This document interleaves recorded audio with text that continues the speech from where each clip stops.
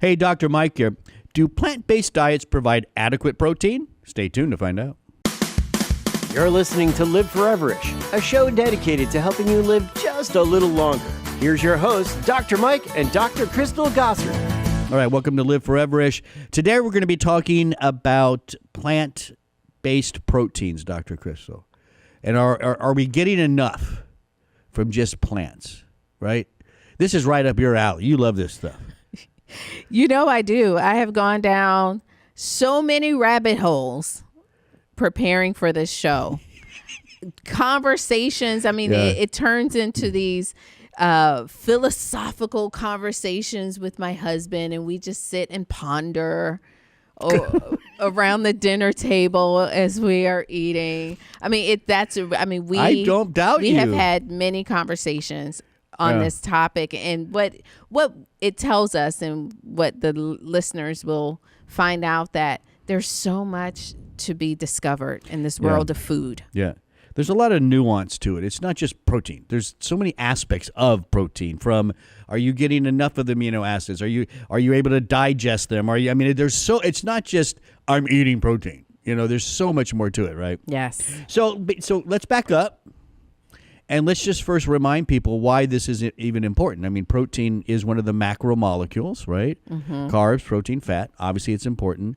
But when you get adequate amount of protein, there are short-term benefits and even long-term benefits. Yes. Why do we talk about protein? Growth, tissue repair, immune function. People don't think about that. Of course, muscle mass. Part of living forever-ish. Yes. Is good muscle mass, good strength throughout your life. I always say being able to get up out of the chair. Yeah, absolutely. Simple. Simple stuff, but that's, you know what? That's a big deal for a lot of people. Right. Mental performance. Those amino acids are needed they're precursors for many of our neurotransmitters, dopamine, serotonin. We know tryptophan leading to serotonin. So we know mental performance, mood, sleep, detox. Yeah, so all roads lead to protein. So very important that you get enough. So this is an important topic. It's not just for, vegetarians, vegans and stuff. You and I talk about the 80-20 rule, as meat eaters, where, and again, I always say plate. I know you have a different way of saying it, but, when I look at my dinner plate, I want 80-20. I want 80%, plant-based, 20% lean protein. But you're more like, think of it, it's like a lifestyle, 80-20 throughout all your meals and everything you do. Yeah, you could think of it as a week. That's kind of how we're structuring it in my home now. During the week, we are pretty much all plant-based, whole food plant-based. Weekends, we go on excursions. Wait, back up. So you don't have any meat during the week? Usually very little, unless we just get really desperate. But we have yeah, happens sometimes. Yeah, we have the meal HelloFresh. So all of our HelloFresh meals are plant-based. That's like our setting that we have for the family. Oh. And then the weekends I have good fish, or if I want some chicken, my son, Mom, I want some chicken. My poor son. Yeah. I just want chicken. When your son just asks for chicken, I get my son some chicken. Of course you do. Yeah. So that's interesting. Yeah. So 80-20 rule is something that's good to follow. Mm-hmm. But at the end of the day, we want to make sure, regardless of where you fall into all those different names of different types of diets, whatever, we got to make sure we're getting adequate protein, because it's so important. And most people think that protein equates to meat. Yeah, protein equals meat. If there's not a meat. Big piece of juicy meat on your plate, you're going to make me hungry. Then you're not getting your protein. Yeah, so we know that because meat has long been considered the complete protein, right? Yes. Now things are starting to change a little bit, but meat is a complete source, meaning when you eat meat, you're getting all of the amino acids you need, all 20, including those essential ones. Yes, that's needed to make a protein. Yet a lot of people then call plant-based sources incomplete, right? Which would then tell you, oh, I'm not getting all 20 of those. However, boop, boop, boop, that's not the case, is it? No, this was the shocker that all protein sources are complete. Now, we can put this in quotes. They're complete, meaning that all protein sources contain all of your amino acids. Right. Plant or meat. Needed. Plant or meat. Yeah. Now, hold on now. We're not done. Hold on. Don't start writing comments yet.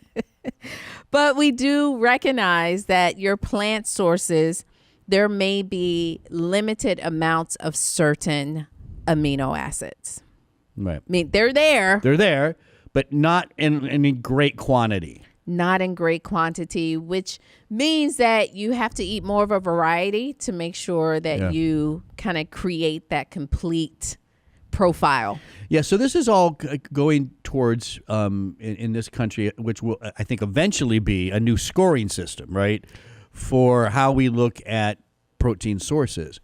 And so we're moving away from the words complete and incomplete and more focusing on what's the quality of that protein source. Is that correct? That is correct. And there are two factors involved with quality. One is digestibility.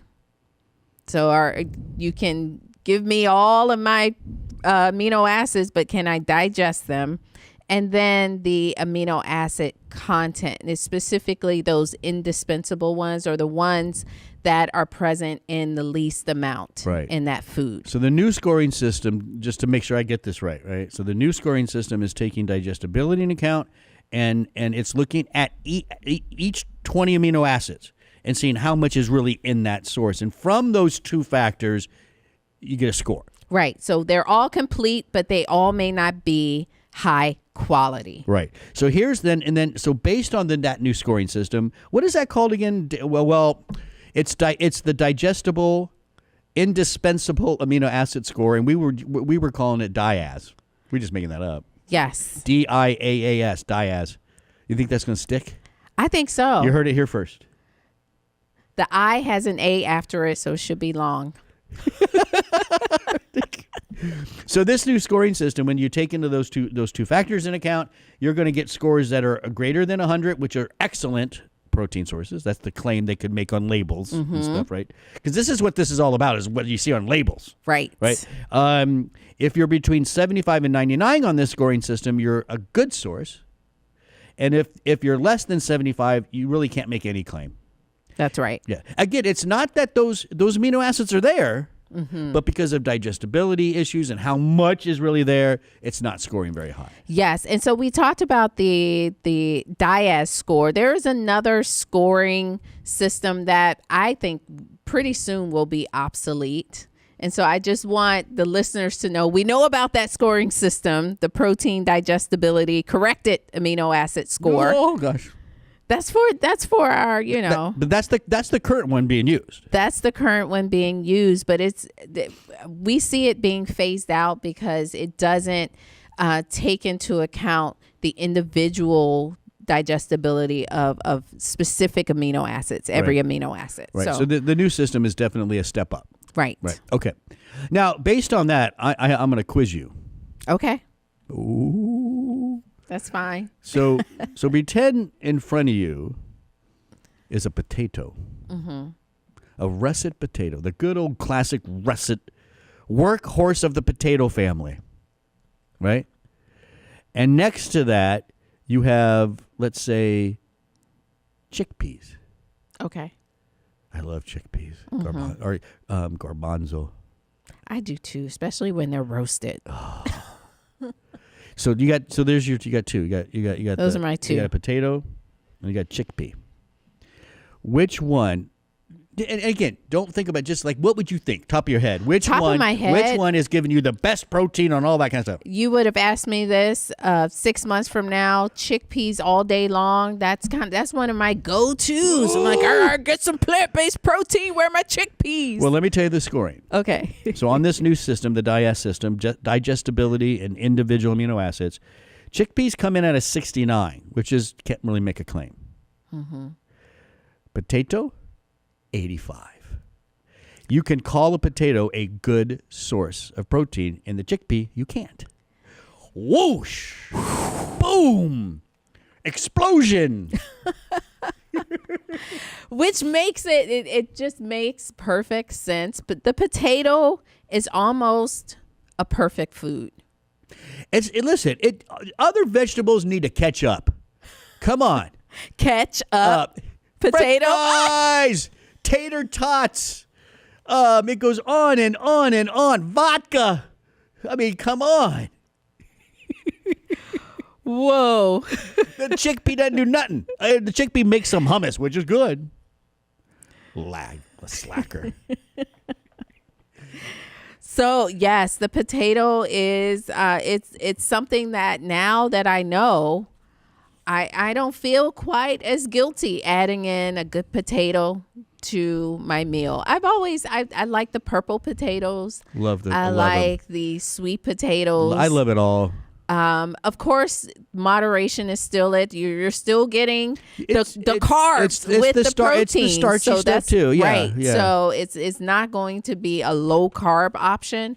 But if you're trying to get some protein, it's a good source. A good option. It's a good source, no doubt. Now, here's what's interesting about this scoring system. So if you are maybe more on the vegan side, vegetarian side, what I found interesting, you taught me this, is that you can combine things. You can take two low scoring things. So if I take chickpeas, which are 69, and I add some red kidney beans to them, which is 61, I'm now well up into an excellent source. And you're seeing that now with these new fancy hummus dips. I like that They're too. starting to mix the chickpeas with beans or mix other things in there. Peppers and stuff. Yeah. Yes, and so that helps to up the protein quality score. So you can look at that. You can play around.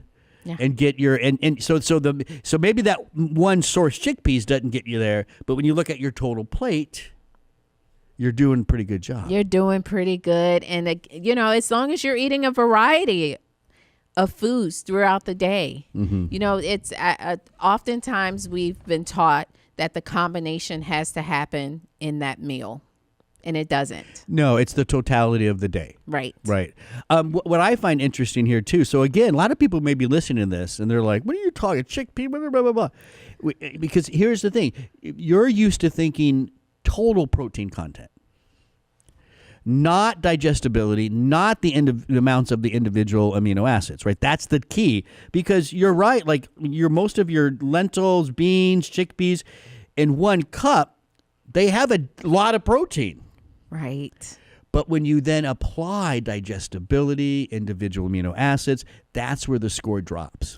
So true. And so it makes things more complicated, I think, in your mind sometimes. Once you have this information, like it's that saying, once you know it, you can't unknow it. But it's good to know that if you are venturing down the vegan path, the vegetarian path, and you say, okay, I need to find my high protein foods, you have to look beyond that now. Yeah. Do your combinations, make sure that the quality is adding up so you're getting all the protein you need.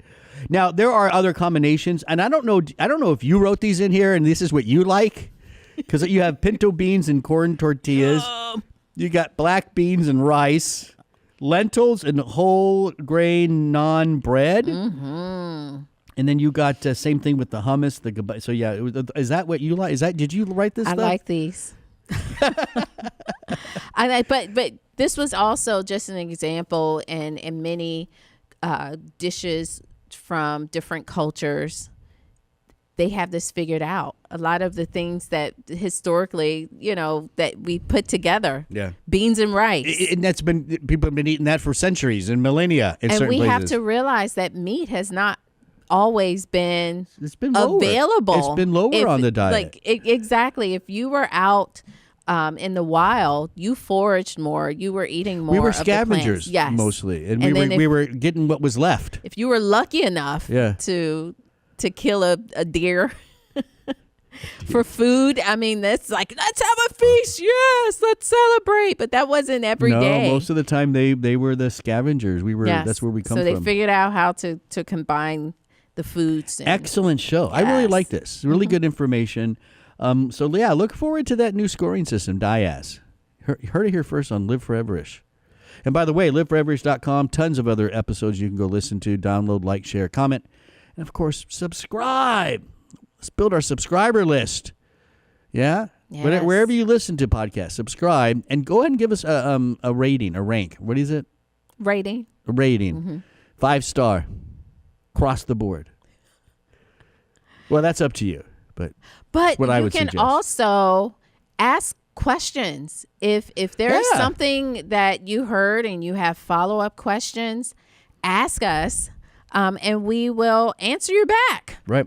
Now, you can also go to our sponsor, lifeextension.com. I'll get into the podcast discount code in a sec, but there is a article, 11 high-protein vegetables to add to your diet, lifeextension.com/plant protein. You can check out that. It just goes into a lot more information. And when you're at Life Extension, use the discount code podcast for 10% off $50 or more, plus free shipping and handling. I'm Dr. Mike. That's Dr. Crystal. Thanks for listening.